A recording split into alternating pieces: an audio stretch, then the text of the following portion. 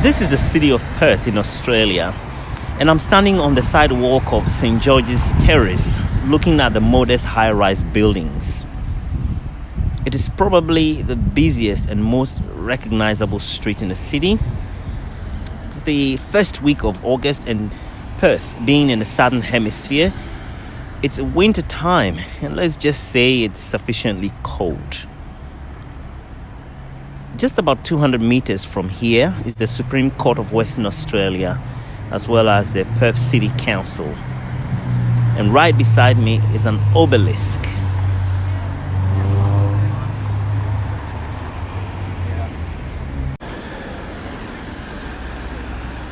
The plaque on this obelisk says the special artwork marks the period between the 60s and 70s when the Western Australian population turned to 1 million.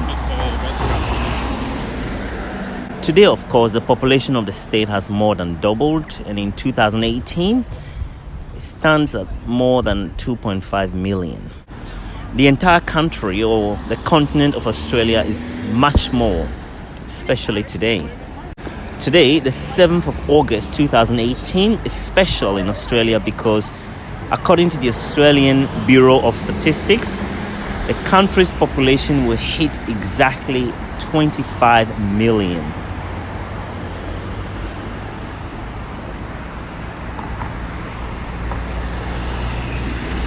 Now, I intend to have another conversation about this with my 7-year-old son, Zion, as a follow-up to an earlier one we had a few months ago. I will let you listen to the conversation in a moment.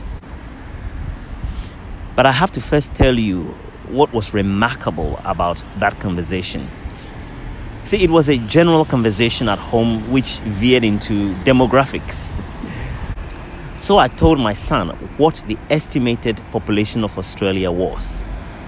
Well, he said he didn't believe it because he cannot see how anyone could count all of the people in Australia. He said this is especially because people are being born every day and others are dying. Now, bear in mind, he was only 6 years old at the time. Now that Australia turns 25 million today, enjoy the conversation of a father and son talking about population and how a government can get the numbers quite right. Because someone could have died, they could have been born, and then if you add that number, if you add another number or two or how many, or take away how many, it doesn't equal the same number as you think it is. I agree. So let's try to think about it, okay? So we live in this house, and you know how many people live in this house. How many people live in this house? 4. 4. And how many people live in Nanny and Poppy's house? 4. Okay.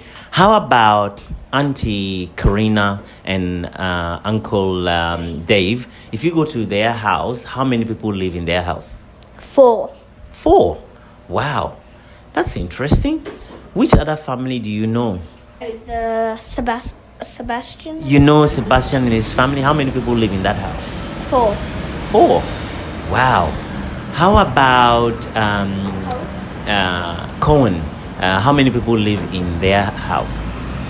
6. So all of a sudden, Zion, even you alone know how many people live in different houses, right?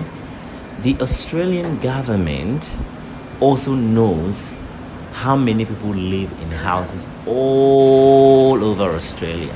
You know, so there were 4 people that were living in this house. But when we went to Ghana, how many people were living in this house? None. Zero, because we went to Ghana.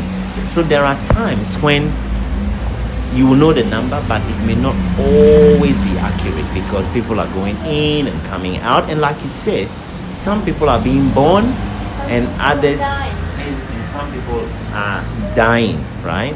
Which is very, very true. But here's the thing. If you remember when Nanny and Poppy traveled to Europe, when they left, how many people were left in that house? 2. Good. Do you know when someone travels outside Australia, the Australian government knows? Do you know that? Do you know how they know? Because they see the security cameras? Well, yeah, that's one. Then number 2, people exit the country or leave the country with their passport. And when they leave with their passport, it is registered that this person has left Australia. So there is also something called census. Census is the exercise in which people are counted throughout Australia. So the last time we did it, you were very, very, very young, so you didn't know, right? Every single person in Australia over a certain period of time would have to fill a form. On the form, they show where they are living, how many people live in that house, and if they have any babies, even the baby has to be declared, and so on. What about if they're living on the side of the road? Like if they're poor and like they're on the streets in the city? Those ones are also counted. You know, they employ some people to go around counting even people who are homeless. And they go and do the counting in all the jails. They go to all the hospitals. They go to everywhere. They go doctors everywhere, right? And then, so the next question might be, let's say if a baby is born in the next house, do you think the Australian government will know? Yes. How would the Australian government know? Because they count how many people are in the houses and they fill out the form about the babies. But what if they have like babies and they've already filled out the form? Good question.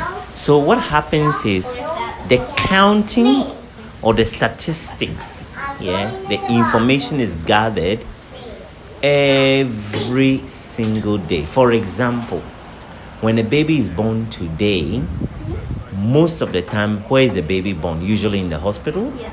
Okay. Do you know the moment you are born in the hospital, something happens, they start filling a form to say, this baby has been born on this date, and it's a boy or a girl, and then, or twins, right? And then they write the baby's name, and then that information, boom, goes to the government. So they know. So then they know. And also, if someone dies, do you know the government is able to tell when someone dies? No. Yes.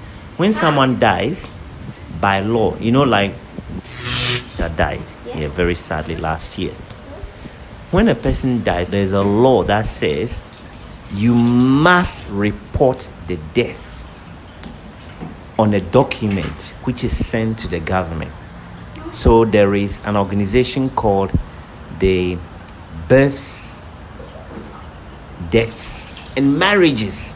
So when someone gets married, They have to tell them. they have to tell the government. Otherwise, it'll just be a secret, and then they don't know if the person is married or if they're single, and then they might do something wrong, but they're actually married. Exactly. You know, so when you marry, you go to that office and register it. When someone dies, you go to that office and register it. When someone is born, either you go to that office and register it, or the hospital where the person is born is registered, or you register for so many different things. So because of all that, it is possible to tell how many people are in the country. And that counting, is done regularly, almost every day.